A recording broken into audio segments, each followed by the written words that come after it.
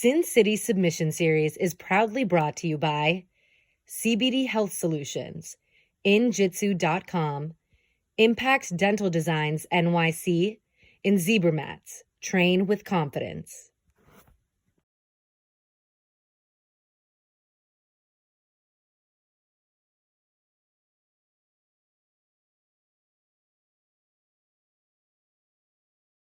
All right, this one, we've got Bendy Casmir versus Christos Papadelos. Yeah, man, this is a match I was super excited for. Bendy Casmir, IBJJF Black Belt Nogi World Champion, Masters 1, known as King of the Knee Bar. Knee bar is known as King of the Leg Locks. If you guys don't know who he is, you do not know knee bars. Bendy Casmir is definitely the best knee bar player on the planet Earth. There's a nice Connie Basami entry from Christos, and Bendy's looked like, okay, I might have to respect this kid's game now a little bit. He's pretty savvy. Christos is a purple belt under Tom DeBlass at Ocean County BJJ, and he hit me up right away when he saw this tournament and was like, listen, I'm coming out from the East Coast. I'm flying out there. I want in both divisions, and I'm going to win them both.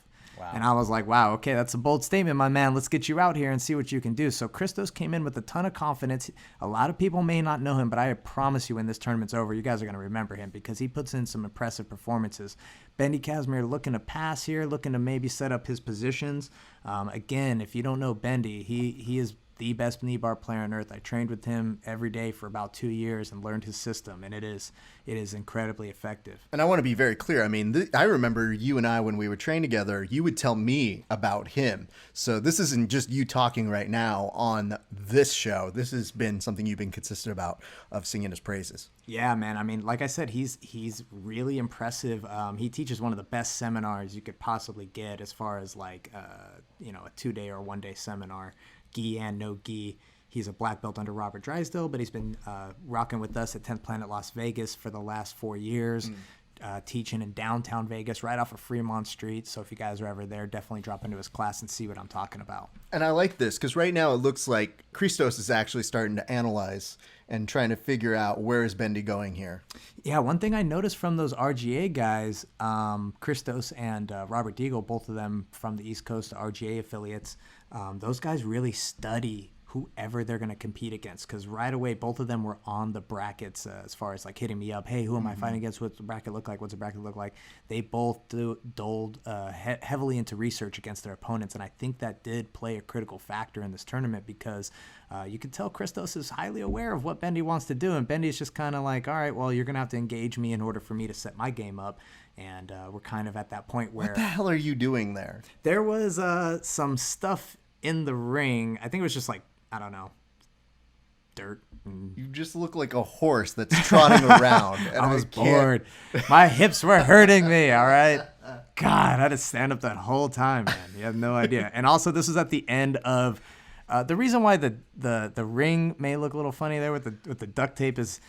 I don't know if I should release this. Should I tell them? No, Okay, all right. We're not going to tell you. But basically, there was an obstruction of some sort that weighed in excess of 800 pounds that I had to move right before this tournament, and along with the help of 7 other people.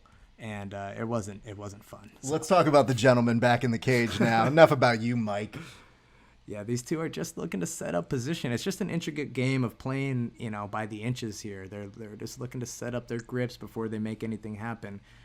Again, Christos been training for a while now. He's over with Tom DeBlass, and they were very supportive of the tournament.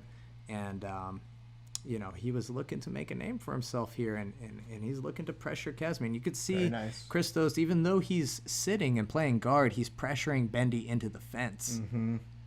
And Bendy's okay with that. Bendy's actually a veteran himself of MMA. I think Bendy literally has like 60 MMA fights. 60? 60. And he actually has like 20 wins by knee bar in MMA. I'm not kidding. You guys look that shit up. Again, though, if you're going to be looking to avoid that, this is a pretty good strategy to cut off part of those angles. You put him up against the cage, and then at that point, they only have so many ways to rotate. Exactly. And that, I think, again, goes to the heavy research of these guys, both Christos and Robert Deagle. These guys, they do their research, and that makes a difference, especially when you have kind of a controlled tournament like this, meaning you know who's in it, you know who your potential matchups could be. You're going to take your time with it. Now we see Christos starting to enter into a little bit of a half guard off of a single leg, a shin-to-shin position, and just kind of resetting. I think Bendy here was just being very, very, very patient. He wants to get Christos to start coming under him so Bendy could set up a knee bar or a Kimura trap. That's really his game, is looking for the head to go guillotine, and then to the arm off of that defense to go Kimura, and then to the knee bar off of that defense. And that's a big part of his system. And I can see him looking at the way he's blading his body. He's hoping Christos will take that leg.